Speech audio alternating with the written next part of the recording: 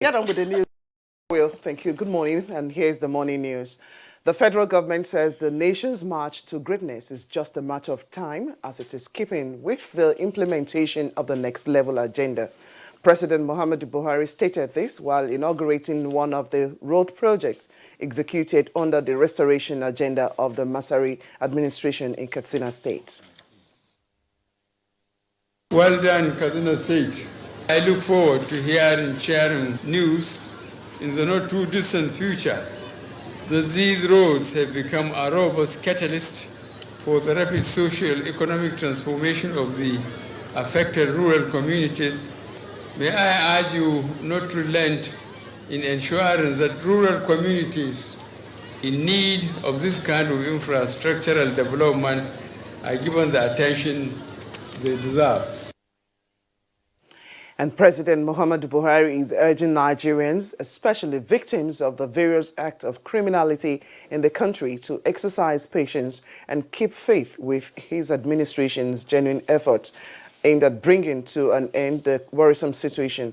This was during a visit to Basari in Katsina State to meet with those adversely affected by what he called the senseless killings, maiming, and destruction of property by armed bandits in the area. Da yarda Allah za mu yi amfani da sojoji da 'yan sanda da sauran ma'aikatan gwamnati mu ga bayansu insha Allah. The recent deployment of additional security personnel and equipment to this area has led to the drastic reduction in the frequency of the attacks. But there are still sporadic attacks with attendant kidnap and cattle rustling incidents. The Joint Security Panel to investigate circumstances surrounding killings of 3 police officers and a civilian by soldiers in Ibe local government area of Taraba State has commenced investigation. The 7-man panel, headed by Rear Admiral Olaiya, who declined to speak to newsmen, paid a visit to the state governor, Darius Ishaku, where it held a closed-door meeting with the governor.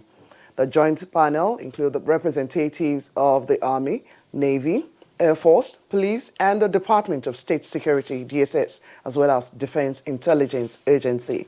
A similar committee constituted by the Inspector General of Police had earlier visited the state and scene of the incident.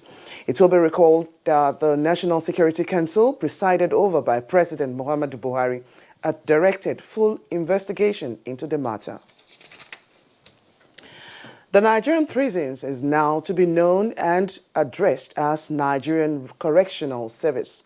This is equal to the signing into law of the bill amending the act establishing the Nigerian Prison Service by President Muhammadu Buhari, as amended by the Senate, tagged Nigerian Correctional Service Act 2019.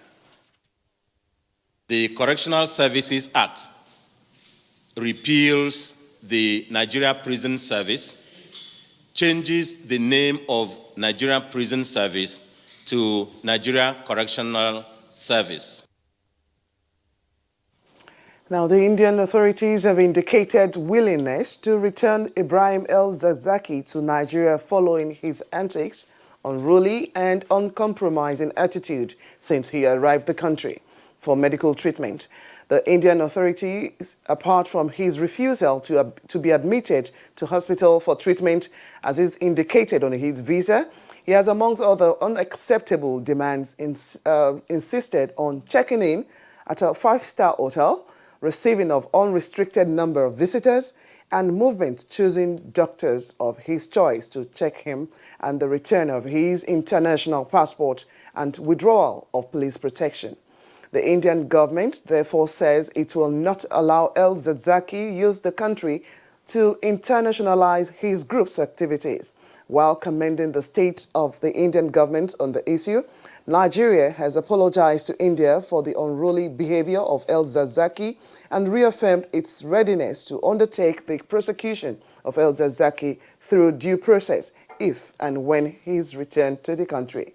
The statement by the Permanent Secretary, Minister of Information and Culture, Grace Isugepe, asked the public to note that El-Zakzaky cry that he's been held in circumstances worse than he was in Nigeria should be disregarded.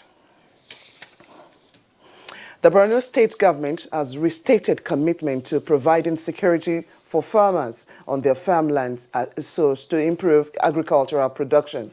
The state governor, Professor Babagana Omar Zulum, stated this while inaugurating officers and men of the Nigerian Security and Civil Defense Corps alongside members of civilian JTF, hunters as well as vigilantes and agro-rangers.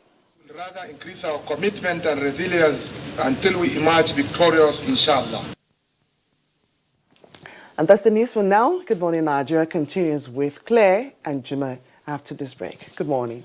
Protocol and event management are special skills which can only be acquired through training and experience. NTA TV College JOS is organizing a special 2-week course on protocol, event management, and public relations to upgrade the capacities of practitioners. The course will equip participants with modern skills, techniques, and international best practices in protocol, event management, and public relations. Also, a special 4-week intensive course on non-linear editing techniques will run concurrently. The course will expose participants to modern techniques and technologies of non-linear editing. Take advantage of this course to hone your professional skills for premium packaging of your programs and reports. The venue for both courses is the serene and secure environment of NTA Television College, near Old Government House, Rayfield, Jos, Plateau State. Date 19th to 30th August 2019 for the course on protocol, event management, and public relations. 19th August to 13th September 2019 for basic non-linear editing techniques. Course fee 100,000 naira only per participant. Accommodation inclusive. For more information, please call 0803-314-4383 or 0806-980-9807. NTA TV College JOS, training you to be the best you want to be.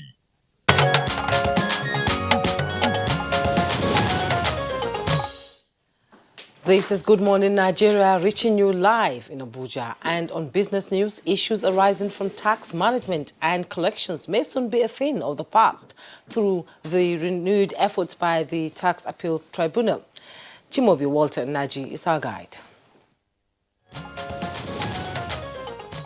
Disputes arising from taxation oftentimes remain a challenge for both taxpayers and collectors as continued litigation hamper the growth of tax system in Nigeria. To further strengthen the tax system in the country, the Tax Appeal Panel is positioned towards addressing the challenges and granting quick solutions to such disputes. The tribunal is looking towards sharpening its efforts and creating public confidence in the tax system and dispute resolution.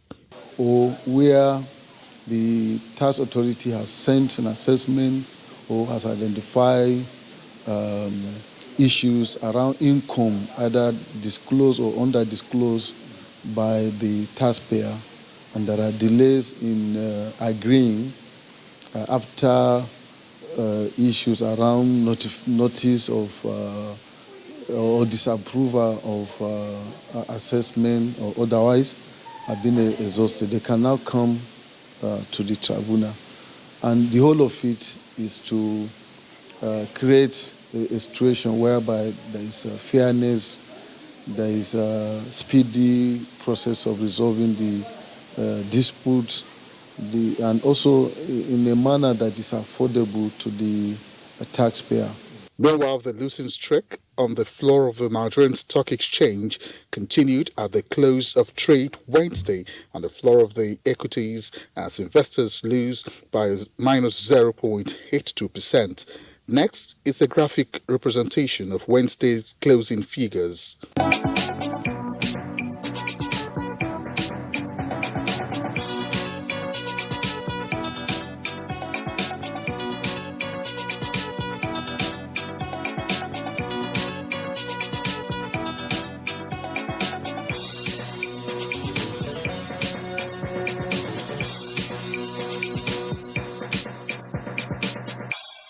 With business news, I'm Chimobi Walter Naji. All right, you're watching Good Morning Nigeria live here on the Africa's largest TV network. That's the NTA. Newspaper review is coming up shortly.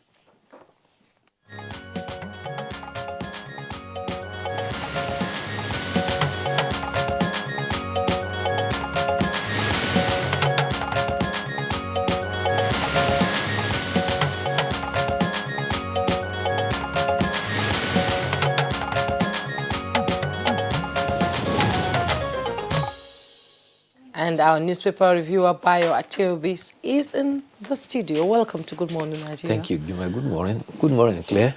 Good morning, Nigeria. Bayo, good to see you.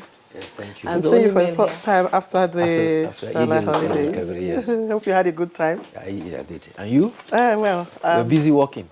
Well, that's what broadcasting is about. Yes. Indeed. All right, let's start off. Jume? We'll start with the Daily Trust newspaper, just below the masthead. Families of slain policemen, civilian demand justice. You find that on page 3. Nigerian prison service gets new name. Page 5. Page 3. Nigeria spent 40 trillion on food imports in 21 years. That's quite alarming, and you find that on page 20. The bold headlines there: El-Zakzaky FG bicker over Indian treatment. With riders, why I am not comfortable. IMN leader. He wants to stay in a 5-star hotel, says the PAMSEC. Indian government reacts. And the picture story there: Pakistani soldiers rescued from the burning ship MT Voyager by officers of the Nigerian Navy ship Ekulu off Lagos anchorage yesterday. Glad they are safe. And at the bottom plate of the Daily Trust newspaper, soldiers shoot, stabbed 2 people to death. That's the police. You find that on page 22. How petition against kidnap kingpin prompted police action. That's on page 12. And money laundering, Atiku's son-in-law, associate remanded. That's on page 4. All right, let's take a look at the front page of the blueprint, also leading with the story on El-Zakzaky. And it reads, El-Zakzaky gets ultimatum, and the lead story, be treated or return home. That's coming from the Indian government. It comes with some riders there. Medical trip, another detention, that's the IMM leader, and he wants VIP treatment. Orders not granted by court. That's coming from the federal government. Will resolve all issues, IHRC. You can see the details of that story on page 6, and indeed all the papers we have here this morning all carry stories on El-Zakzaky. To other trending stories on the front page of the blueprint, you take a look at the picture story there. You find the president being assisted by Governor Aminu Bello Masari of Katsina, carrying an internally displaced person's kid there during his visit to one of the IDP camps in Katsina State. That was on Wednesday. And on the other side, you'll find a group of protesting TIV and civil society organizations for the arrest and prosecution of politicians allegedly sponsoring violence in Benue and Taraba states. That took place at the Unity Fountain in Abuja yesterday. And just below that, you find story on Taraba killings, police embarking on media trial, CSO. Details of that on pages 5. Let me take you just a little below the nameplate. It comes, it says, be strategic. Experts caution President Buhari on food sufficiency claim. And that story on prisons service now, correctional service. You can find the details of that on page 5. Now, stock market loses 109 billion naira. It's on page 33. And UNICEF certifies 560 Katsina communities open defecation free. That's a good one there. It's on page 7. Before we take other stories from other papers, Bayo, which of these stories, I'm sure the El-Zakzaky is trending? Yes, it's trending because the Sheikh has declared that his conditioning in India is worse than what he experienced in Nigeria. He alleges that he has not been allowed to see the doctor who visited him and recommended the Indian hospital. He alleges that the United States government and the federal government are frustrating his treatment. Well, meanwhile, the Permanent Secretary, Federal Ministry of Information, Grace Gekwe, has put a perspective on the developments. The Indian authorities have, in fact, actually indicated that they are willing to return Sheikh Ibrahim El-Zakzaky to Nigeria with immediate effect. This is because he has been making demands. His demands are 4. First, he says he wants a doctor of his choice, and Indian doctors say that, no, you cannot insist and dictate to us about doctors. Secondly, he demanded to be moved and have access to visitors of all kinds. They said no, they cannot concede to that. He also requested to check into a 5-star hotel instead of admission in the hospital. And he was told that he came here on a medical visa and not a tourist visa, and therefore he would not be allowed. The other fourth demand he made was that the police protection be withdrawn so that he will feel free. This also was declined. In fact, en route to India, he was said to have demanded for his passport from the security personnel handling him, but those one too declined. Meanwhile, the Indian government says that as far as they are concerned, they fear that he could internationalize his group activities in India, and therefore they are determined, if he's still insisting on his conditions, they are ready to return him to Nigeria. So those are the consequent development happen there. So let's look at the Punch newspaper. The bold headlines there says FG to pay on failed investors 736 billion naira to repossess discos, with riders 11 distribution firms declared technically insolvent. Review power sale but don't politicize exercise. That's coming from Ekan. Counseling sale will come with contingent liability, says TCN MD. And the picture story there, members of Guardians of Democracy and Development during a protest on insecurity and killing in Taraba State at the Unity Fountain, Abuja, on Wednesday. And just below the masthead, at the bottom plate, flooding. Bauchi Governor Saad appeals to contractors. Find that on page 42. Labour seeks Buhari's intervention on minimum wage. We find that on page 13. Gunmen kidnap another Kaduna pastor, demand 20 million. That's on page 19. And then the El-Zakzaky story there. Army, police disagree as drunk soldiers kill 3. You find that on page 4 and 5. Troops uncover another gun factory in Benue State. That's on page 9. And just above the masthead, we have NACA, LCCI fault Buhari's directive on food importation. That's on page 26. And Defense Headquarters panel visit Taraba. Wadume's relations flee. You find that on page 2. And Borno donates Sambisa forest for Ruga. That's on page 42. Interesting there.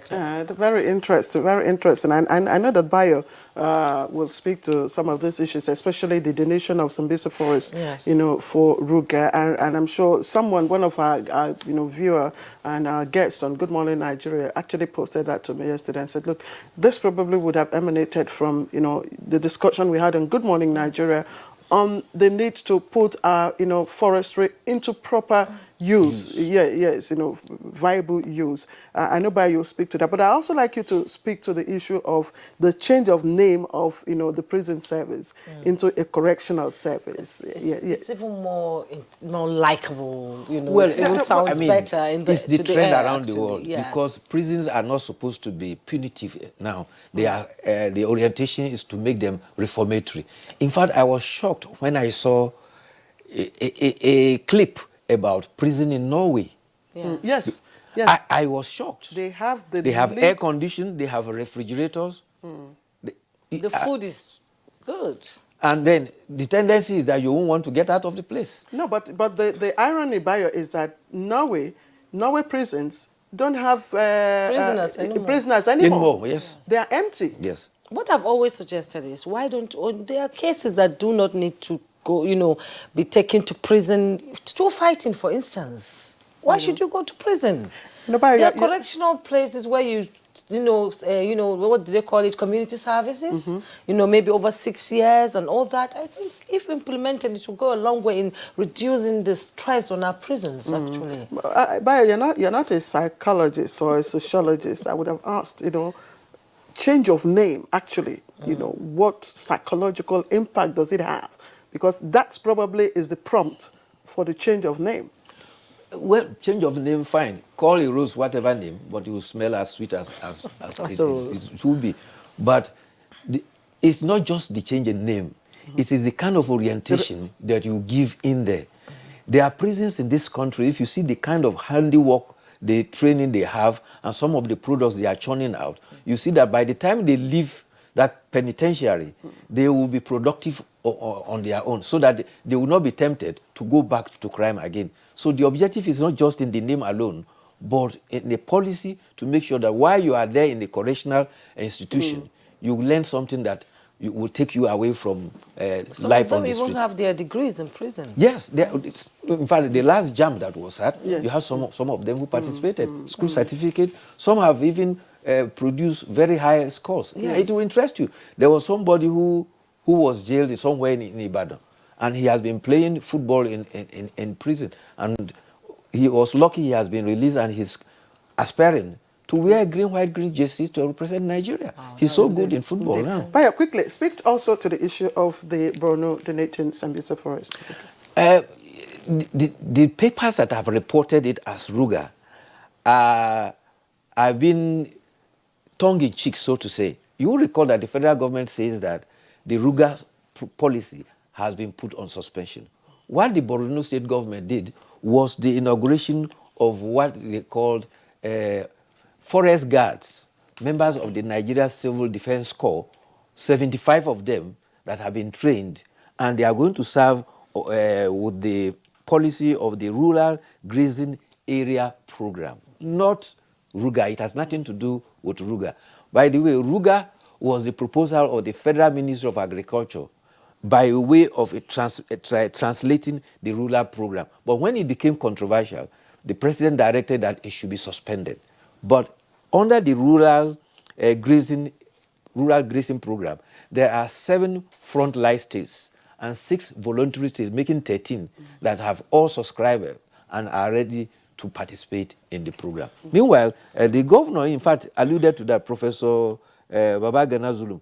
He referred to that and said, grazing has been age-long with Nigeria, and begin to wonder why it has now become a subject of politicization. Yes, exactly. That's what he says. Yes. Just before I quickly take the stories from New Telegraph, Jume read the headline on the front page of The Punch. Jume, could you read that again so that Bayo could speak to it? They say FG to pay failed investors 736 billion to repossess discourse. Yeah, you know, there was this privatization, and the privatization apparently has not been going on well. And you also recollect that the president has also questioned that, where is the 16 billion that was spent on this power project, and still Nigeria is experiencing darkness. And there have been proposals too that government should repossess these electricity companies, discos, gencos that were privatized. Now, what you have there is the cost implication if federal government is to have repossess those things. But the other story that I thought will interest you is that the development from Kano, where you have women rice processing at Bunkure local government area, they said if they have adequate support and patronage from government and the public, they can compete favorably with rice millers all anywhere in the country.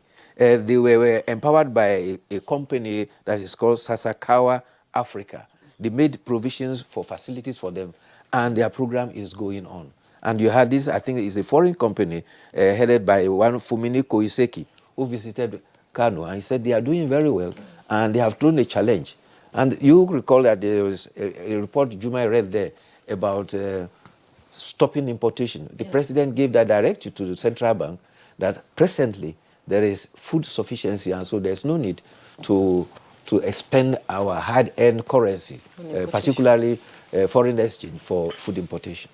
Okay, I have the editorial, and it's taken from the Blueprint, and it's an interesting one. It's captioned, Kyari and the task to fix refineries.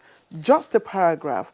Nigerians may soon heave a sigh of relief if the vow by the Group Managing Director of the Nigerian National Petroleum Corporation, NNPC, Malam Mele Kyari, comes to fruition.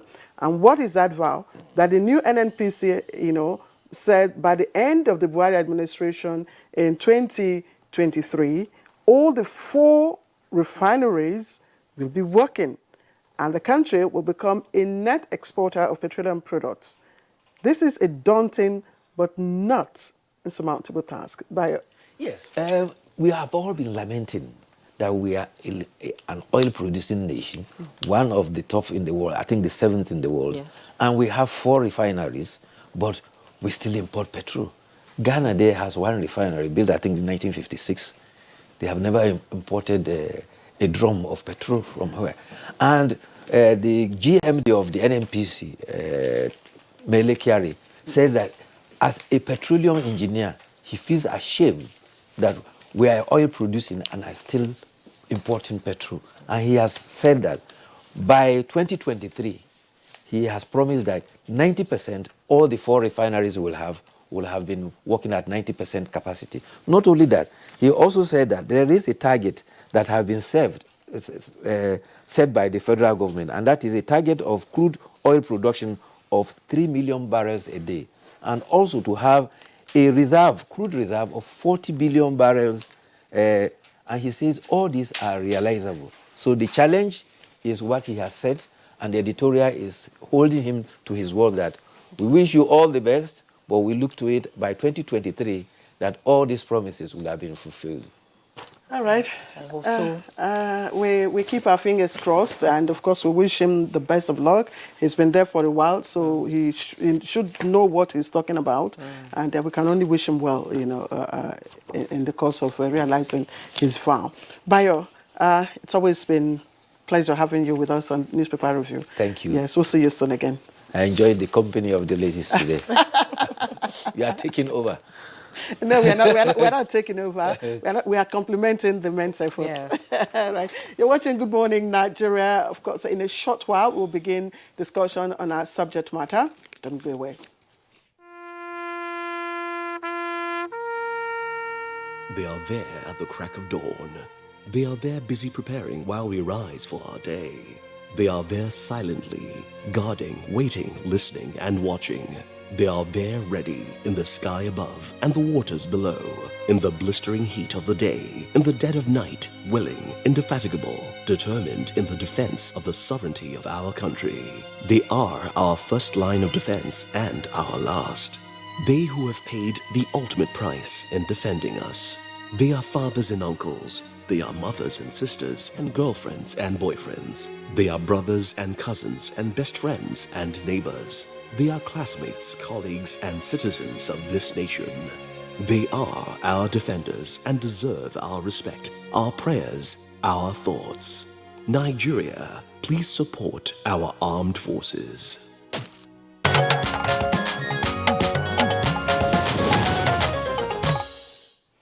And to begin our discussion on the subject matter, we have these views of Nigerians on the resurgence of Ponzi scheme put together by Victor Azu.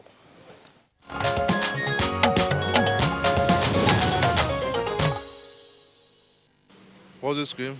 No. It's no good area. I don't think a right-thinking Nigeria should try and venture into any Ponzi scheme, no matter how high or how international they try to portray it. Because with what we've experienced with MMM, I would just advise the youth to just try and see how they can get things to do with their hands, not looking for fast money. Ponzi scheme is basically raw Peter paper, and I believe it has taught a lot of people lesson not to go for a quick rich scheme. And it's a scheme actually. They get from someone to give another person. So it's not advisable to actually go for subs like that. If you really want to make money, go for things that you can offer products and services to people. Then of course you can definitely get your money from there. It's a game of chance. So anybody that knows the definition of a game, you should know that it's 50-50. Either you lose or you win. And like a Ponzi game, MMM, well, I don't think Nigeria have really learned. Because if they have learned, all this Ben Nigeria is not far from it. And you see it on the increase. And some people are so addicted to it that they can't do anything without playing it. So I don't think they have really learned. So people need to be educated what MMM is, that it is not a viable business. It's a scheme, it's a kind of business. And in the long run, not everybody get the best. People at the latter end of it sink down. And when it gets to ground level, those who don't know their onions get to pay the price terribly. So Nigerians, please, there are other interesting investments. If you think you want to do MM, you have the mind, you like quick things, sharp. I wish you all the best. They should learn by their experience. Those who have fallen victim will learn by their experience. People like us will learn by others' experience. It's more like a quick money sort of scheme, and then there's no always a guarantee that you get your money back. So if you're among the first set, you're lucky enough to get your money.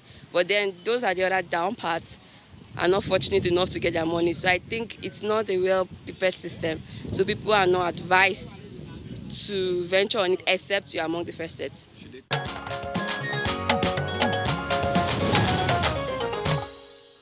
Now joining us in the studio to discuss the topic is Charles Udora, former Executive Commissioner, Legal and Enforcement, Securities and Exchange Commission, SEC. He is currently a private legal practitioner. Good to have you join us on Good Morning Nigeria. Thank you for having me. It's a pleasure. And also in the studio here with us is Ogbonna Okuku, an investment and economic development expert. It's a pleasure to have you join us. All right, thank you for having me. All right, let's go to Lagos. And we're being joined by Muda Yusuf. He's a familiar face. Yeah, there he is, Mr. Muda Yusuf, Director General, Lagos Chamber of Commerce and Industry, LCCI. Good to have you with us this morning, Mr. Yusuf. And good morning, Nigeria. Right, and we also have a financial expert joining us from our Kaduna studio, if we have him there, Shuaibu Idris. Madam Shuaibu Idris, thank you very much for joining us. Good morning, Claire. Good morning, Nigerians, and thanks for having me. So, gentlemen, let's get on with our conversation, and we'll start off with Charles Udora. Of course, you've had a stint with the SEC. So, Ponzi scheme, pyramid scheme, loan money now, all this, could you put them into perspectives? What are these schemes all about? Well, like the general understanding is a simple scheme of robbing Peter to pay Paul. All of them? All of them are the same. The structure of the scheme is a contraption set up basically to defraud people. The whole idea is to create an impression that there's a business sitting out somewhere where people's money will be invested and then yield humongous returns. At the end of the day, what they do is, as people deposit money with them, they collect and pay back the first set of depositors and continue in that scheme. That's how the name pyramid scheme came about. The first layer, a second layer collects and pays the first one. Another layer collects and pays the other one. They continue like that until it bursts. And it bursts at the moment when there is a little crack. Once they are not able to collect enough to pay those ones they are owing, then the bubble bursts and they just fill into thin air. So it is a fraudulent contraption, not meant to achieve any major purpose, but for the purpose of those who set it up to defraud. And the last set of contributors are usually those who are dug in and who lose their money, absolutely. Okay. So, and it's called Ponzi scheme, of course, because the first of that kind was done by one Charles Ponzi, an Italian immigrant, Italian-American in the 1920s. He set up some kind of a business or supposed business that will deal on arbitrage. And the arbitrage he was going to deal on was convincing people that you could buy stamps in Europe, and then in the US, the prices are higher. And then when you sell, the difference between the costs in Europe and in the US is the arbitrage. And that's where you make money from. But come on, which business are you going to invest money and make the kind of returns they promise people? When you know the exchange rate in the banks, when you know the interest rate in the banks, the commercial rate of interest when you borrow, and you know the interest you get when you deposit. I mean, when you weigh all that, then you know exactly that you're in for a fraud. So it takes a stupid person or a greedy man to fall victim. Mr. Ogbonna, let's have your opening comments on the scheme. On the scheme, for me, it's just, I call it desperate measures. And then when you have, few opportunities, And then people, first things first, people that don't see opportunities they don't see other opportunities, they begin to look for how to do anything available just to, to increase their income or, just to sustain. But having said that, it really doesn't add up when you're hearing a story from someone who you don't even know what kind of transaction the person is going into, and then you want to fall for that kind of story. So it goes to show that there is really a foundational issue when it comes to the training that we get as a people. Now, first things first, man by nature always will look for more. Because of the way the way God created man, you always want to explore, you want to have more. But I noticed that if you see the countries that these things have happened, apart from the one that happened in like the Charles Ponzi he spoke about, countries like Lesotho, Colombia, you see countries like Albania. So these are countries, you see there are similarities with those kind of countries that are not so doing well, and you don't find a lot of opportunities in those countries. So you find people going into this kind of schemes because they don't have what else to do. Then if you bring it back to what happened here, some few years ago with the MMM thing, you realize that it was just greed that made a lot of people go into that. And number two, lack of information, which is where I was going to when I was talking about the foundation of our training foundation. We are meant to see things from not the process, but from the what I call a miracle mindset. I use that because if you are taught from your basic educational, well, that's when you're growing up, how to believe that miracles happen. You grow with that at the back of your mind. And when at that formative age, you believe in miracles. So process leaves you. So you begin at every point in time, when someone tells you something, adding with the fact that you also believe in miracles and you don't believe in process. So that miracle mindset will allow you invest in something that would give you that big break without a process. So it goes to show that our educational curriculum we have to look into it to begin to help people understand that everything in life is about a process. I'll give you a very simple example. The story in the Bible that David killed Goliath is much more of a man who has a skill that knows how to throw stones than more than, the story is always being told of how, the small pebble brought him down. But the real story, the skill behind him being able to throw, how to aim.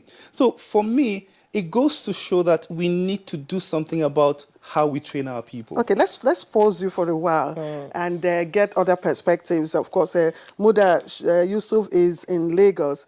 Mr. Yusuf, I like for you to give us an understanding, even before we look at the processes or the type of people who patronize them. Pyramid scheme, Ponzi scheme, Bitcom, loan money now, all of this. Do they fall within the concept of multi-level marketing plans? Thank you very much. I don't believe so. As the guests in the studio have said, this is essentially a scam. It's a scheme that is a scam, and it should be seen as such. We need to look at a number of dimensions. First, there is the criminal intent of some of the promoters or the promoters of the scheme. So we need to situate it within the context of the intention of criminality. That is one.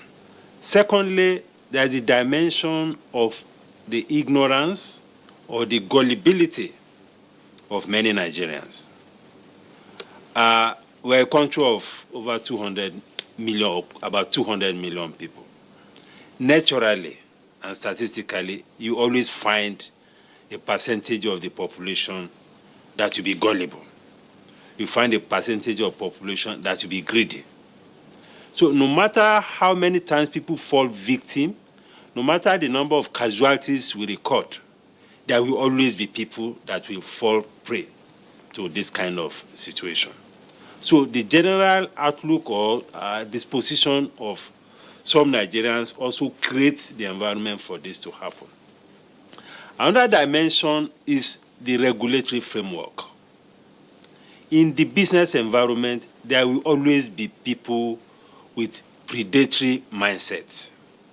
There will always be people who have the intention to exploit people. That is why in any society you have institutions and you have regulatory systems to ensure that we don't allow these kind of things to thrive. Fourthly, is the dimension of enforcement. No matter how good a regulation is, if you don't have the machinery or the framework for effective enforcement, then we'll have a problem as a society. So these are the key dimensions that we should begin to interrogate in matters like this. Of course, we have to enlighten people, but more importantly, you need effective regulatory system, you need effective institutions to ensure that businesses don't take advantage of people. That is why all over the world, there are always regulations around things like this. People will always want to misbehave. People will always want to exploit other people. I mean, it's a natural tendency across the world. But what threatens or what keeps people into line, what keeps people in check in the business environment is the regulatory environment, is the enforcement framework. So in dealing with these matters, I think we need to deal with it across all these critical dimensions that I've mentioned. I think that is the way to look at this matter. Okay, Mr. Muda, what continues to concern me is why they think Africa, or especially Nigeria, is a fertile land for this kind of schemes, and what are the factors influencing people to go into Ponzi schemes? Well, I don't think it's peculiar to Nigeria. It's something that can happen anywhere in the world, and it has been happening anyway. First, when people, just as your guest in the studio also said, when there is this disposition for quick money, when there is this tendency for shortcuts, when people have a greedy mindset, these kind of things will always thrive because of that kind of mindset. Then when you also have an economy where people are struggling for survival, where issues of hopelessness, issues of challenges of day-to-day living, when you have such preponderance of that, it also predisposes people to this kind of situation. I mean, you can see over the last 1 or 2 years, the rise, the boom in the betting, in the game industry, betting industry, the industry is growing by the day. And apparently, there is no check. Even our youths, unfortunately, younger generation, young people are now falling into this. You know? So we need to ensure that we also, have the kind of framework and sensitization to ensure that people don't develop and continue to develop this kind of mindset. But more importantly, there is need for very strong regulatory measures against things like this Ponzi scheme, against even pool betting. The betting games is increasingly becoming popular. And it's even more disturbing because increasingly a lot of our youth are falling into it. And there is nobody checking all of this. We don't just have to see these things just as a business. If you have any business enterprise or business endeavor that is creating, that is causing, that is corrupting the system, that is corrupting our youth, that is corrupting the citizens, somebody has to put a check to it. So that is what I think is happening. People want to liberate themselves from economic challenges, and people are looking for the fastest ways to do it. But we need to ensure that we don't allow those who are benefiting from this kind of thing to continue to do this kind of business. All right, Muda, thank you. We'll get back to you. Luckily, we have Charles here, who, of course, was former executive commissioner at Securities and Exchange Commission. But let's get to Cardinal Studio, where we have Malam Shuaibu Idris. Malam Idris, like for you, if you recall, the last scheme, the MMM, we do know that they had websites that, of course, their investors could, log on to. They also had people who fronted for them in the name of guiders. So these are, structures. How are Ponzi schemes or pyramid schemes different from legal financing models? Thank you very much, Claire. I have a little issue with bunching pyramid and Ponzi schemes together. Ponzi scheme is fundamentally different from pyramid scheme. Ponzi, posit that there is a business, a supposed business, and there is supposed to be returns from such business for which, investor will get money. While pyramid schemes just thrives on law of large number. The first 2, 3 people get contribution and give one. The next 2, 3, 5, 6 get contribution and give the next, and until it expands. And that is why it is called pyramid and not Ponzi. Now, if you allow me to come back to your question, there was MMM. That is Mabrodi Mondial Money Box as they came into Nigeria. Every one of us is familiar with the antecedents of MMM in Russia and in other Commonwealth of Independent States. That is before coming to Nigeria, because they used to be called MMM Global Worldwide. In Nigeria, when they came in 2015, and they got somewhat registration from the Corporate Affairs Commission, had a website, collected people's money, close to about 18 billion naira is reputed to have been lost by Nigerians. This data was provided by NDIC, and the same guys, when the system collapsed in December 2016, and they claimed they were coming back, by 2017, they did come back with a slightly different name and added Bitcoin. My fellow discussant, the coordinators of this discussion, can we ask ourselves a fundamental question as Nigerians? Someone came into Nigeria from Russia, defrauded our Nigerian brothers and sisters to the tune of 18 billion naira. And the same person has the audacity to come back to Nigeria and relaunch a similar scheme without any law or law enforcement agency, arresting such individuals. We need to ask, what is the role of the enforcement of, say, the Securities and Exchange Commission? Charles Odora, I don't mean to take it up on you. You're no longer in charge of enforcement, but you were there. Where are the police? Where is the State Security Service? Recently, there is also another Ponzi scheme by name Swiss Gold. The EFCC did recover close to about 250 million naira of unsuspecting Nigerians that were collected from the company called Swiss Gold. Still, this company called Swiss Gold is still operating.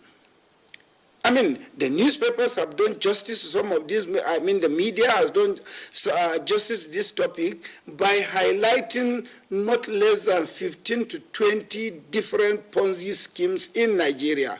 Yes, the Corporate Affairs Commission may have inadvertently registered some of these organizations with the intent of, starting a decent business, and somewhere along the line they derail and begin to defraud Nigerians. I think there are more than 15, 20. I think Daily Trust of yesterday did mention about 5 to 7 of them, from Clarita to Naira Donation to 247 Global, and name them. We are still sitting down to discuss about this issue, and the law enforcement agencies are allowing these guys to continuously defraud unsuspecting Nigerians. I think we need to do something. If you ask me, why are Nigerians doing this? We need to go back to history. What do I mean? How is wealth created? Generally, people labor, we sweat, then we do savings, and when you save, then you invest. Now, some of us have either saved from our salaries, or we went to farm and sweated our skin and maybe made maize or guinea corn or soya beans and sold, and we are trying to invest our money so that we can create wealth. The country appears to have near lack of investment channels. Yes, it's not that they are not there, but the education of where and how should Nigerians invest their money so that they can create wealth, there is still a bit of a lacuna. Unless otherwise we address that, the ignorant Nigerians, the unsuspecting Nigerians, the greedy Nigerians will easily fall prey into some of these, schemes that are offering, mouth-watering returns. Some of them are offering you 100% return of your money in 1 month. I mean, even armed robbery couldn't be as lucrative as Ponzi scheme are positing returns. All right, Shaibu, thank you. Just before we come back to Abuja, Jimmy, you have a question for Muda? Yes, for Muda again. I think we'll be coming back to you because we hear you believing early. Sometimes early this year, the Security and Exchange Commission, through the federal government, says series of strategies have already been put in place, perfected to flush out illegal lottery operations, especially the Ponzi scheme from the country. Do we have any progress in that aspect? Well, I don't think there is much progress, because generally many of our regulatory institutions, particularly in this space, are very weak. And even where regulatory institutions are not weak, the capacity to enforce, the capacity to ensure that there are sanctions is also very weak. Because it's even one thing for the regulator to either arrest. When it comes to issues of prosecution and all of that, the processes can be very, very frustrating. Because we have these issues not just in the this Ponzi scheme space or the lottery case, even in the issues of standards. Because when you have fraudulent people, they exist across the broad spectrum of the business community. We have people who are into importation of fake drugs, substandard drugs, smuggling of products, and things like that. It's a major economic problem across practically all sectors. But when you have a system where you don't have deterrent sanctions, then we have a problem. Because some of these things fester, just as our friend from Kaduna said, these have happened now and again, but there is no sanctions. And when you run a system where there are no consequences, this kind of problems will continue to fester. It will continue to be perpetuated. So the things that SEC had done, I don't work in SEC, but from what I can see, there is no effective sanction. There is no deterrence. And for as long as people are making money from it, of course, this thing will continue to grow. So we need to strengthen regulatory framework. We need to strengthen enforcement mechanisms and systems. We need to ensure that anybody that is engaged in this kind of things, also the probability of being caught will be high and the probability of being sanctioned will be high. The difference between our society and many of the advanced economies, sometimes it's not because the rules are not there, but it's because there are consequences for actions. When we run a system where there are no consequences for actions, whether positive or negative, you have a society that continues to deteriorate. And this is what is manifesting in this space. And let me also say this. The issue of lottery and all these betting games, the rate at which these things are grown is very, very alarming. We need very serious controls over a lot of our youth watch all this Premier League and all of that. And in the process of watching these games, these adverts come up on these football games. And in the process, a lot of our young Nigerians, a lot of youth, even students, some of them use their school fees, their feeding allowance to go and be doing betting. So it's a big societal problem. Beyond the Ponzi scheme, we need to look at the entire space and ensure that our regulating institutions do what they need to do. And we need to also look at our criminal justice system, because sometimes when it takes too long a time to ensure that there are sanctions for any offense, it also can be very frustrating even to the regulators. So we need to take all of these things together to ensure that we bring sanity to this environment and we bring sanity to this space. Muda, we might just as well maximize our time with you just before we let you go. In addition, I'd like for you to quickly tell us what basis you categorize betting and all the promotional activities, of course, by manufacturers and other network providers as, fraudulent. And SEC has, continuously issued warnings to Nigerians. So from your perspective, what more could SEC have done? Well, the issue of promotion by the businesses is different, because as a business, if you are doing promotion, you don't have anything at stake. They say, okay, if you buy two, maybe you get one, or you do a promo, you get a vehicle. If you don't get it, at least you have your product.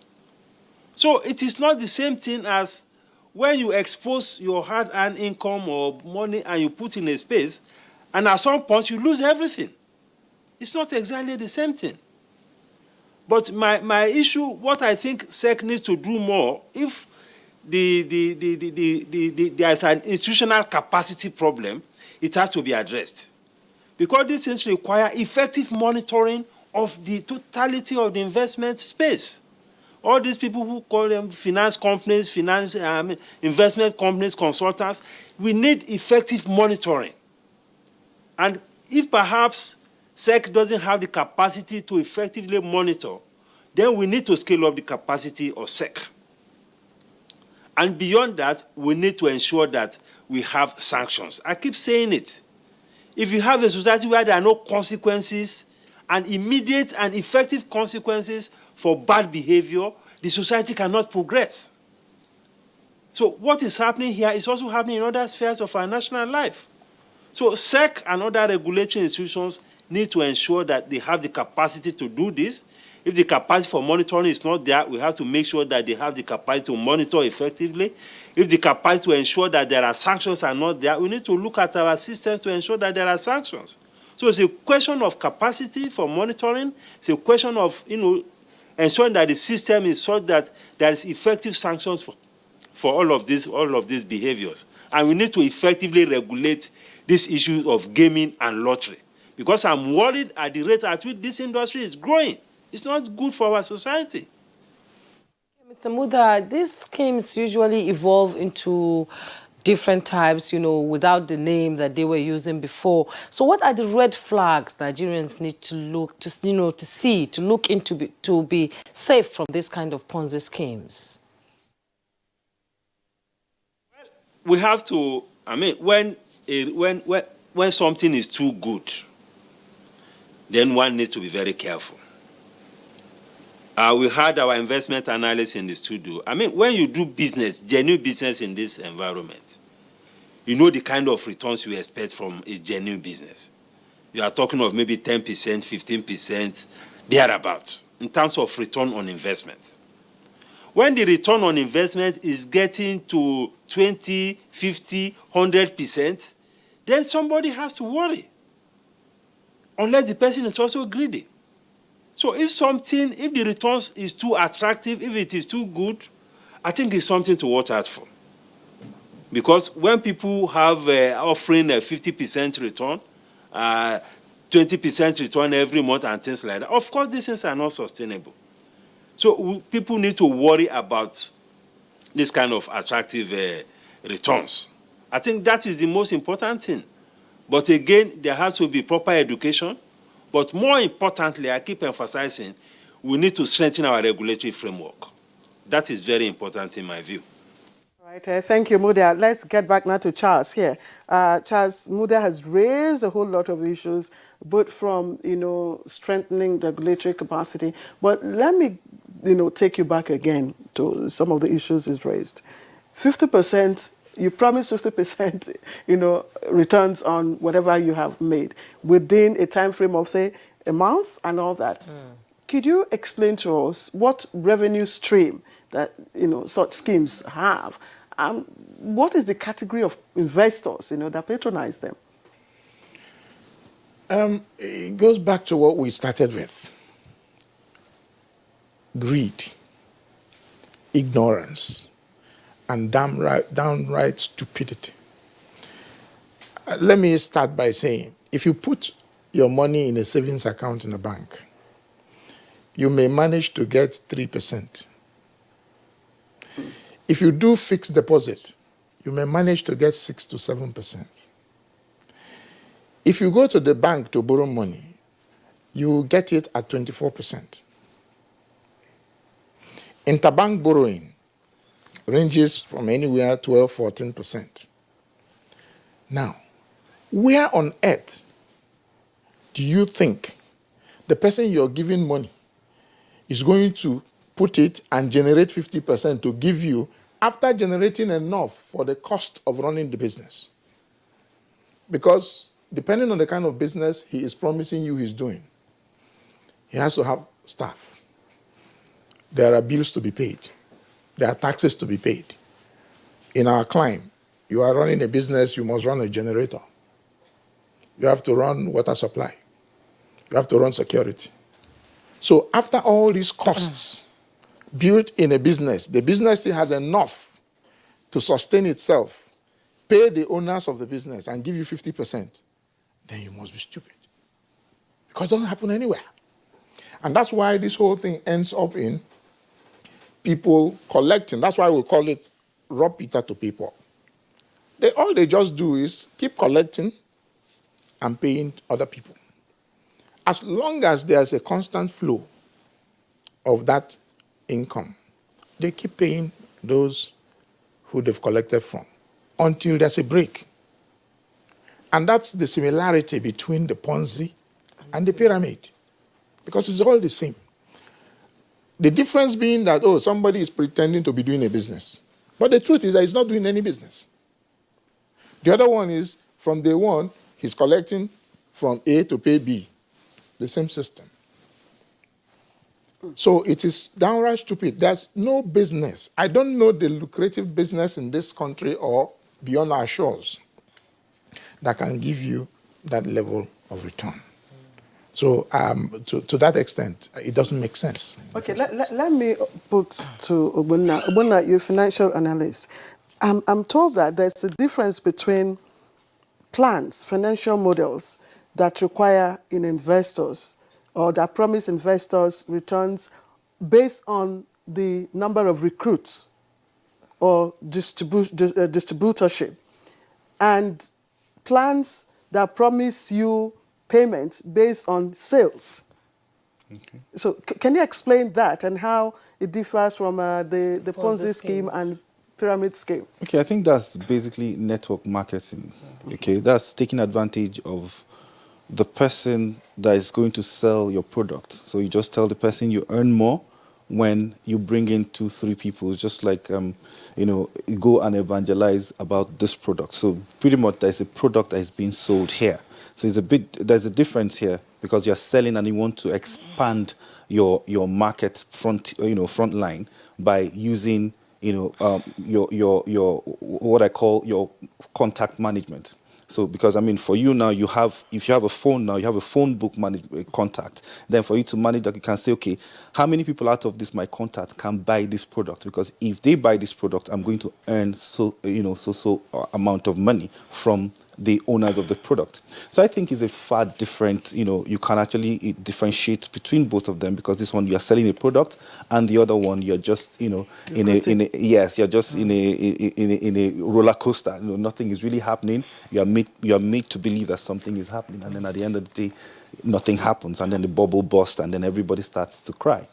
So pretty much, marketing is just a model. It's a marketing model which was actually initiated by some people from, I think it started from Asia, and then is worked because I mean they look at places where they have large population, and then for you to get across to the next person, you need to get the person to bring more people than the next person will bring, and all of that. So the more people you bring, the more money you earn. Like commissions that you get, not like you're investing money to earn money. And if you notice, most of those particular schemes also have products that they are selling. So I think it's a very different thing. I asked a question earlier on about red flag. Yes. Now, could this be one of the red flags for people to take note of when a scheme says, look, I promise you so based on the number of recruits you make? Could that be the red flag? If you are recruiting for a product, two things you must look at. What product? Does it have all the regulatory endorsements? If the products don't, now you begin, that's the first red flag. If the product is harmful to mankind, is a red flag. If this product is not good for consumption or not good for anybody, so is a red flag. Then that brings me to the fact that we need to do much more than just seeing a product. We need to do a research to find out more about this product. And if you go, I mean, for young people, the time you spend on the internet trying to do the betting and all of that, you can actually, use your Google to find out more about this product. If you go into Google and then you are not getting as much information as you should get, that's enough for you to just stop and say, no, I can't bring in somebody to come and use a product, or bring someone to come and buy a product that I'm not sure of. So there has to be standards to being able to bring in someone. So if it's just recruiting for no just cause, then there's a red flag. But if it's recruitment for a product, now the red flag is halfway. Then you do your research. If the research gives you something that you can't is leading you nowhere, just let it be and then don't touch it. That's a red flag. That's a serious one, actually. Mr. Charles, I will come to you now with the next question.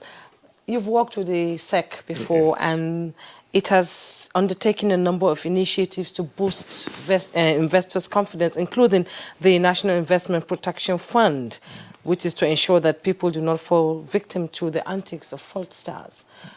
Have we had any inroads into that? Well, the National Investor Protection Fund is not for people who invest in Ponzi schemes. Okay. The fund is meant for people who invest in real regulated authorized markets. Okay. Like if you're buying securities in the market, yes, either from the secondary market or from the primary issues, and there's a problem down the line, there's a failure. That's what we call, failed trades. And where there are issues concerning either the broker or the market itself or the issuer of the securities, then the Investor Protection Fund comes in to assuage your loss, to compensate, not necessarily to pay you 100%. It's a form of a compensation scheme, okay, for those who invest in legal markets. And the reason why I asked that question is, during my research last night, I came across some questions that why can't these schemes be registered so that they can be regulated? Good question. Yes. Very good question. There are provisions in the Investment and Securities Act for registering investments. Part 6 of this act, authorizes SEC to register market operators. And those include fund managers, asset managers, and the likes. You can see what the Ponzi schemes and the pyramid schemes pretend to do are forms of fund management. Yes. But they are not registered. The law says you must be registered to carry out any investment business in Nigeria and give SEC under Section 13 the authority to register such people and to regulate such people and to sanction such people. Now, the next stage is Part 8 of this Act. Authorizes SEC to register the instruments that you are issuing, the securities, the products that you are selling, like shares, debentures, and all those things. And then, so you first of all have to be registered as the operator, and then what you are selling also has to be registered. Those are not the issues. They are not the problems. But does SEC have rules outlawing Ponzi schemes? Because we do know that, you know, if you listen to especially the radio stations, Yes. you hear a lot of people during the MMM period. Yes. Their guiders were all over this, you know, the media houses, social media, Yes. you know, propagating this, you know. It's a simple thing. SEC has always told people, even they are still saying it till tomorrow. When anybody calls you to invest money, check whether that person is registered by SEC. That's the first thing. If it's not an institution or a person registered by SEC, do not touch it. That's a simple thing. It's there. It's outlawed by law. Says if you don't register this business, you cannot do it. But you see, Muda raised a couple of very, very good, very salient issues. The real issue about Ponzi scheme, pyramid scheme, Bitcoin, and a lot more are coming up, sits on a tripod. The regulatory framework, the institutions, the law enforcement, and the judicial system. These three arms of our system must work in coordination to root out any form of fraud in the system. Not just the capital market, not just the investment space, in any area. You see, no matter how strong, and I agree with him, if SEC lacks capacity, government should look at it. Because for goodness sake, I think an audit, a staff audit of SEC needs to be done. Find out who is sitting where doing what level of qualification and experience and exposure do you have. It's important. Because it doesn't make sense you're growing in the system and you've not really earned much experience in the system and you are pushed to man a very, very sensitive seat. It's a problem.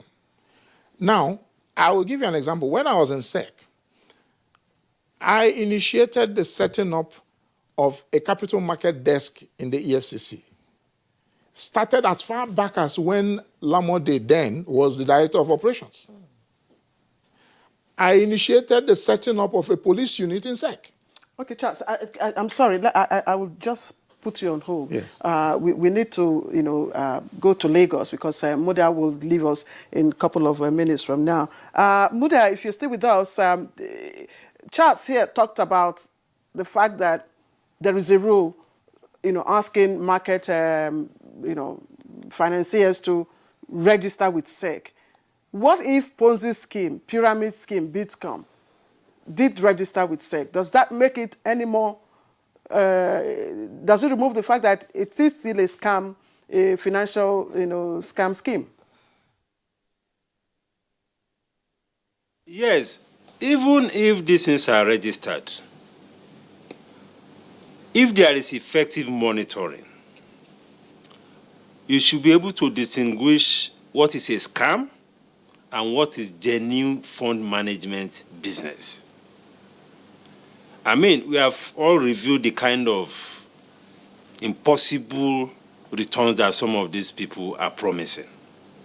So the fact that you register does not confer legitimacy or validity on the kind of products that you are churning out.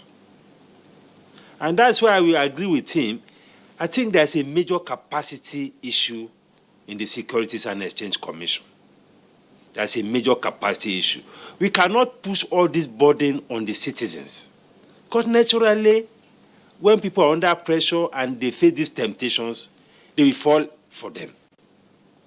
What is more important, and that is why we have government, that is why we have institutions to protect the citizens against this kind of practices. Now, he brought out a publication there that contains excellent laws and regulations that stipulates what every operator must do in order to ensure that we are doing legal business. But how many of that thing is happening in terms of enforcement? The enforcement is almost nil.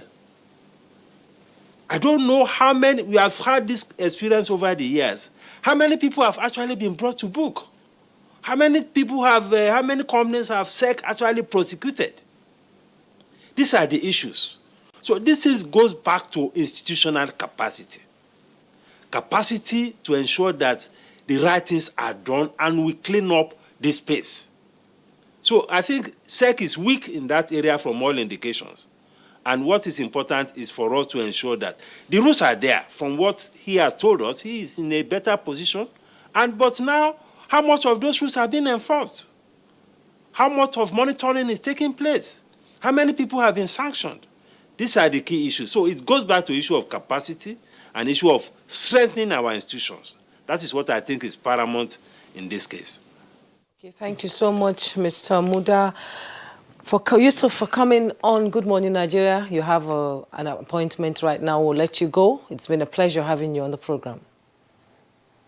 Okay, back now here in the studio, Mr. Ogbonna Okoko, as we begin to wind down on the conversation, what measures should be put in place to ensure that things like that, Nigerians are educated, enlightened, and informed about this kind of Ponzi schemes? Yeah, it goes beyond informing Nigerians. Everybody, that we have to expand the investment space so that people will see alternatives and the opportunities in the country. I say this, enterprise development model in every clime rises and falls on 5 pillars. Number 1, skilled manpower. You must have trained skilled manpower that will have the capacity to run enterprises. 2, you must have what I call sector-specific technology acquisition system, which is things that you don't have, being able to bring them in and adapt to it. 3 will be your raw material supply strategy. Now, where agriculture and co will come in. So you must have a good system when it comes to supporting the industries, which is being able to get your raw materials. It might interest you to know. I always use a very simple example on this number 3 issue. Everything, do you know that simple candy like Tom Tom is basically imported? I say this because Tom Tom is made up of 3 items: glucose syrup, coloration, and flavoring. These 3 things I mentioned, you don't find them in Nigeria. And guess what? 80% of that is the glucose syrup. Where does it come from? It comes from cassava, it comes from corn. So you see, until we begin to go back to our backward integration, so anybody that sees a product and says, oh, this is made, no, it's actually assembled in Nigeria, not made in Nigeria. So that is still talking about raw material supply strategy. Then number 4, you have to look at your project development and your financial engineering model. This is where we always have a big issue. Everybody talks about access to finance so that we can invest in businesses. Access to finance is not the same as access to capital. Capital in the sense that for me to even walk into a bank, I must be ready for the bank to finance me. And before I'll be ready for a bank to finance me, that means I would have spent some level of money. And the banks will at least always ask me, where is your own contribution if you believe so much in this business? So that means we have to get our venture capital system to start working in Nigeria, whether government or private sector. Then the last one, which would be the market development. Now, we have a large population. Everybody talks about our large population. But a population that does not have the capacity to buy products is nothing but just people. So you need to increase the financial income capacity of every person that exists in this particular economic sphere. So now, having put that in proper perspective, so what we need to do is to see how we can expand what it takes for opportunities to be there for people to do business. Now, I started making the news when there was a ban on, President issued a directive that they shouldn't give forex FX to those who are importing food. Yes. And then people were crying. I said, no, it's actually the best way to go, because if you don't take that decision, yes, it's going to hurt a bit. But if you don't take that decision, people will not go back to begin to think of what to do so that we can get our farms to start to work. Somebody says these kind of policies are churned out all the time, but implementation is the problem. We'll come back to you now when we work on that, when we go to Kaduna Claire. Okay, thank you, Jume. Let's bring in Malam Shuaibu Idris. Malam Idris, again, let's look at how these schemes can be checkmated. But of course, unfortunately, they are not registered with SEC. They're not registered with the Corporate Affairs Commission. The operators closed, group. How is it possible to track them down, regulate them? Thank you very much. Before I answer your question, I think I need to draw our attention to be a little bit careful with some of the comments our dear brother and colleague Muda Yusuf said. You see, gambling or game of chance or betting companies that are operating in Nigeria, to the best of my knowledge, majority of them are registered with the National Lottery Regulatory Commission. So they cannot, and we must not bundle them with Ponzi schemes. The world over, game of chance is something that is allowed, and government do make money from that. As regards the efforts of the regulatory authorities, I think also we need to give credence to particularly Barrister Charles Udora and his team when he was in Securities and Exchange Commission, as well as the efforts of the Central Bank of Nigeria and the NDIC in terms of regular publicity as to drawing the attention of Nigerians to be careful of these schemes. Charles, if you remember, there is still in existence in this country an institution called Investment and Securities Tribunal. You were a part of those who saw the birth of that, tribunal that has, a high court, status in Nigeria. Defrauders of Nigerians under Ponzi schemes may be tried, and expeditiously, justice could be meted to them if found guilty or wanting. It is practically impossible for any one of us to expect SEC to do miracle or to perform magic. Can the Nigerian police today man each and every one of us? The answer is no. The very best they can do is to educate Nigerians, be wary, beware, and when in doubt, consult either a lawyer or your investment advisor. Finally, as at today, I'm also a member of the Board of Trustees of the Investors Protection Fund, and thank you very much for the education that you've shared, Charles, as regards to what the Investors Protection Fund is all about. Claire, I think on a final note, as regards my talking contribution on this subject matter is fundamentally government needs to do more. There are certain ways and things that government is acting or not acting which portrays a level of a docility or a level of I don't care attitude. Let me give you one or two examples. The Central Bank of Nigeria is supposed to have a governing board. The Central Bank did stay for almost 3 to 4 years without a governing board constituted. Securities and Exchange Commission is supposed to have a board. The SEC did stay for more than 2.5 years, 3 years without a board.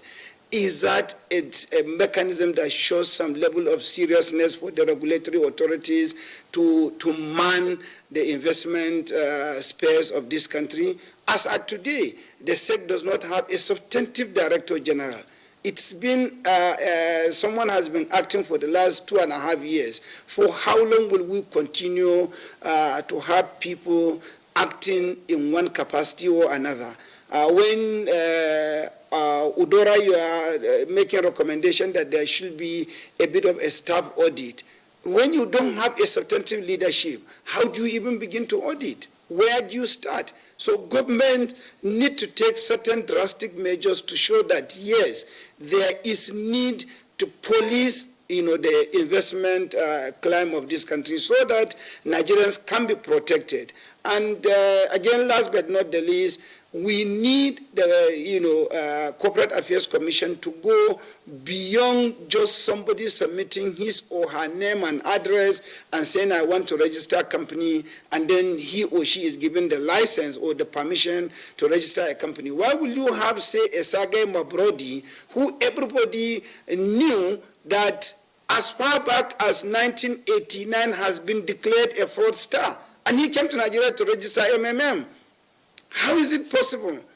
What kind of surveillance, what kind of enforcement, what kind of regulation are we having in this country that people of questionable character that are known worldwide, at the touch of a button you can Google somebody's name and you will get the antecedent and a profile of a fraudster? Why are we not doing that? Why are we just registering rascals, fraudsters, thieves, and then they are ruining our country?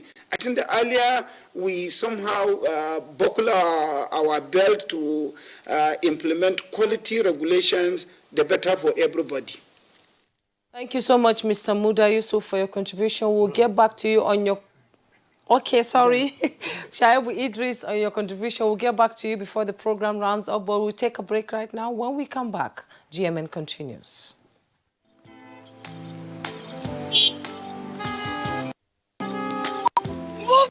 Now, the red light won't kill you. Move now. To the disobey traffic law, they cause accidents. Me, I don't talk, say, I no go dey do them again, because change begins with me.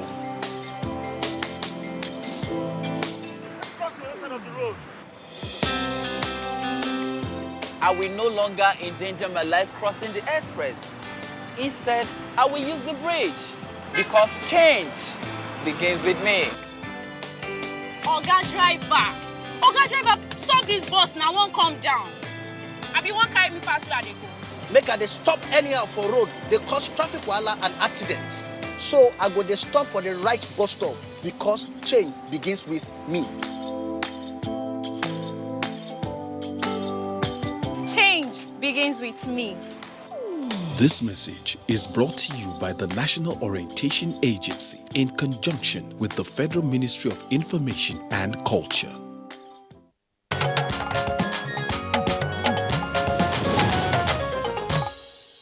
Right, welcome back. You're watching Good Morning Nigeria. We're looking at the resurgence of Ponzi scheme, this time in another name. They've come in different names, but we've got a number of tweets here. We'll quickly take them and then get on with the concluding part of our conversation. Let's begin with Dele Jack Solomon, and he tweets, people must be told and conscientized that there is no way to miracle or wonder money. They must be informed that there is no way to quick money, but through hard work, they can be financially stable. We implore Nigerians to resist the temptation that comes with Ponzi scheme. And Mike Ayako tweets that the Ponzi scheme re-emerged in the country is obvious evidence that the perpetrators of the treacherous acts before went scot-free from prosecution and possible imprisonment. This is real economic sabotage against the masses and must not be handled with levity. And Law Alpha C tweets, some Nigerians who were victims of the notorious Ponzi scheme recently are yet to recover from the trauma, while some have died. NOA and some government agencies have been educating people on this matter, even now. And Titus Mondenok tweets, I see Ponzi schemes in whatever form or name as a fraud, and anti-fraud and other relevant agencies need to take them out of business. Amino Uba Hassan tweets, Youths are the driving force of every developing and developed nation. To invest in youth is to invest in our future. While MMM, lotteries, sports bets, etc. should be discouraged, ITF, NDE, SMEs, agric and education loans should be enhanced. God bless Nigeria. And from First News, Akimboewa, since Ponzi schemes are sustainable and illegal, Nigerian government must crack down on its perpetrators. And Bolanho Babs, as long as Nigerians are still lost in the cradle of get-rich-quick syndrome, Ponzi schemes will continue to live with us. And Sani Michael Omokoji tweets, for those who think Ponzi schemes are a quick way of getting rich, perhaps the aftermath of MMM is not enough to teach them a lesson that there is no shortcut to getting rich other than hard work. Ahmed Ibrahim Idris, care must be taken before making an investment. Perhaps interest is what matters in any investment, but it is also important to rely on appropriate investments that will not make you lose money, but rather make you gain. Nigerians should beware of fraudsters. And Akeju Olagbaju tweets, the scheme is conceptualized here in Nigeria to defraud greedy Nigerians. The Depositors Fund was to be invested with little profits shared between operators and depositors. Rather, it was manipulated as predatory machinery. All right, and we have tweets again coming from Bolanho has a second one. And Afasi also has a second tweet. Fregene Godfrey says, all what I understand about the people that invest in Ponzi scheme is laziness and greed for quick riches without stress. And Abdulaziz Abdurraouf tweets, getting rich by chance or game is allowed all over the world. That's why we have lottery. Las Vegas in America is prominent for betting and chance enrichment. Leave betting out of Ponzi schemes. Adams B, that's the last but not the least tweets here. This program is very educative, addressing critical issues for national development and growth, but I advise viewers should be given opportunity to call in and contribute to the program. Adams, thank you. I'm sure yes, today? Yeah. Of course, we'll convey your messages and keep the tweets coming in. Now, let us take some of the issues that the tweets have raised. One, again, is the mindset of you raised that issue earlier on, Obuna, about people wanting to get rich quick and this miracle of how can we change the mentality of this category of people? One of the best ways for me is, like I said earlier, begin to look at our primary school curriculum.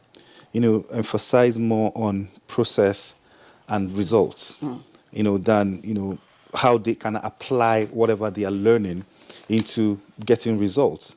Then again, number two, we need to also look at, getting our people, because people follow what they see. Now, it is very clear that in Nigeria today, I don't know about other climes, a man can be poor today in Nigeria, not through Ponzi scheme or through any of these schemes, becomes rich. You can't replicate billionaires in Nigeria, you can't. Because there's always a gap, a dark side of everybody's story. There are no exceptions here, I can tell you. Someone like Steve Jobs and the Mark Zuckerberg, you could see that they all follow a trend. One created this, one looked up to this one and followed and created a similar thing and made more money. Okay, now if you want to replicate, for example, Dangote, what do you do? What I'm just saying is everybody in this, there has to be a way where you make everybody, there has to be a sequence to income generation where I can actually say, this is how this man made money. I would like to be like this man, so let me make money the same way. And again, it's also very critical for us to understand that we emphasize so much on certificates in Nigeria as against certificate. What you get from formal education is certificate, and what you get from informal education is certificate.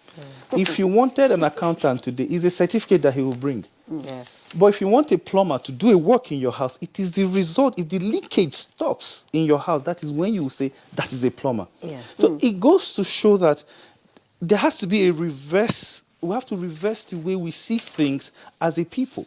So policies from government would be able to make that happen. And then going further, we also have to regulate the way people make money and how they make money. We need to, because Oxfam came up with a research last year, say the entire wealth in the world reside in the hands of 1% of the population. If you bring that to Nigeria, the entire wealth of Nigeria reside in the hands of 0.0001% of Nigerians. Then again, PwC, just earlier this year, I think it was in July, came up with a report and said, in Nigeria, you have $900 billion worth of dead capitals. Dead capital meaning that you have a lot of structures that are not working. Money is meant to work. If you don't put money to work, you can't expand your economy. So I think government should go further.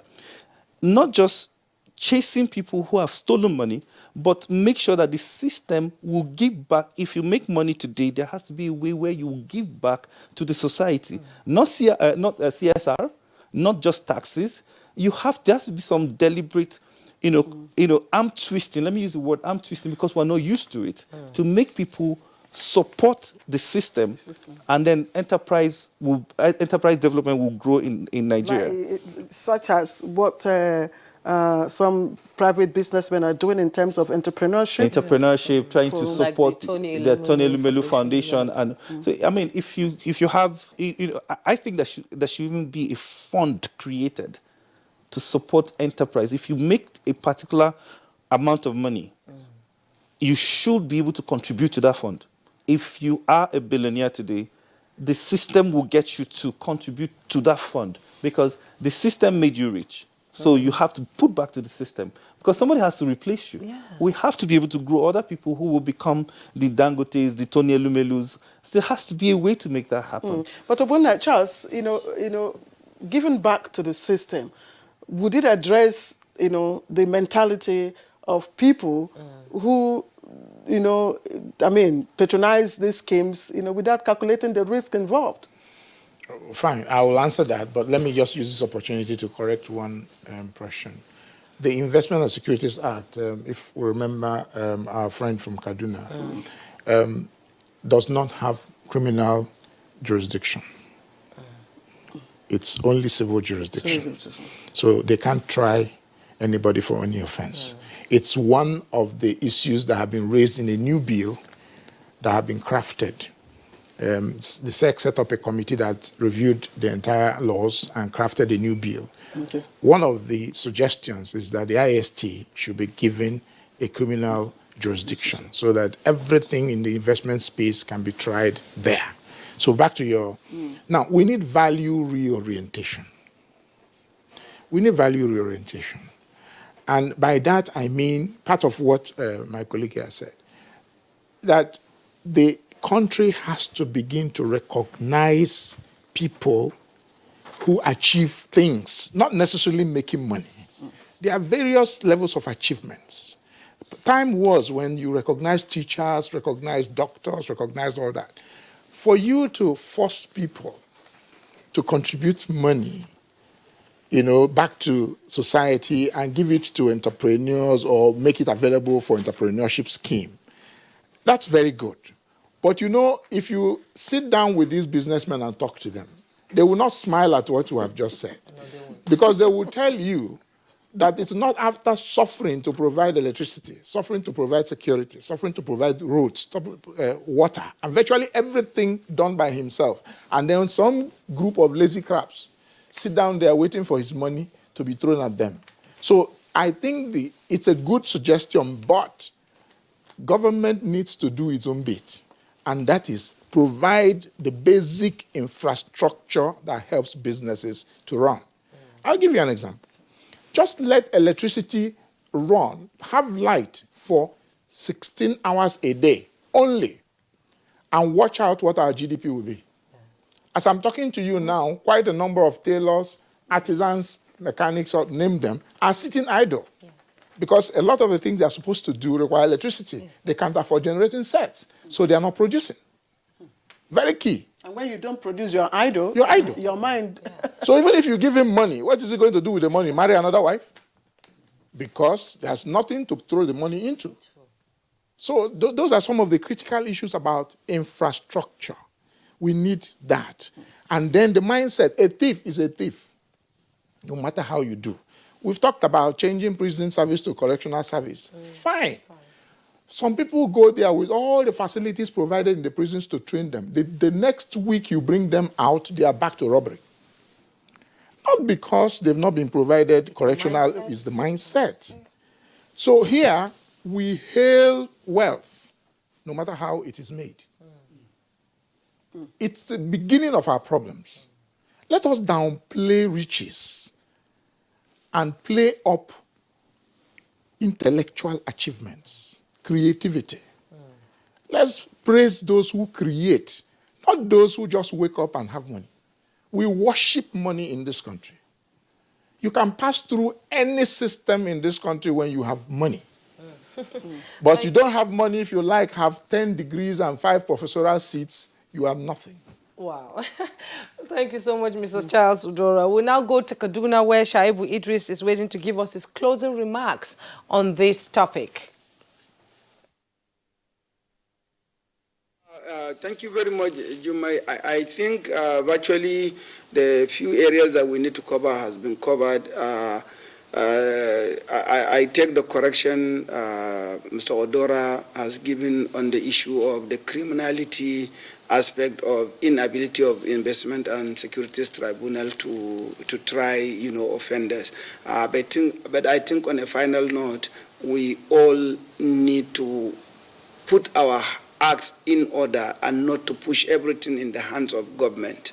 Ponzi schemes, the near absence of investment outlet where people could invest might be the reasons why Nigerians are pushed to Ponzi schemes. So we need to educate our neighbors and such that people will get to understand that you don't necessarily have to invest in a company. You could invest in your neighbor's business, you could invest in your brother's business or your sister's business, and together you can grow. And gradually crowdfunding is becoming a norm in Nigeria. So there are quite a number of crowdfunding agencies that people could look at.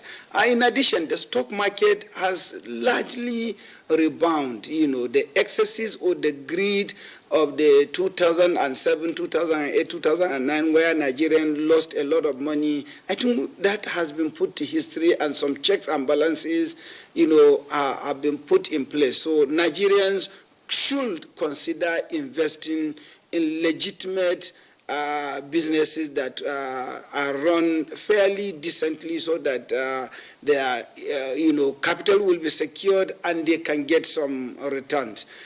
Finally, I think we should also be careful not to align the network marketing with Ponzi scheme.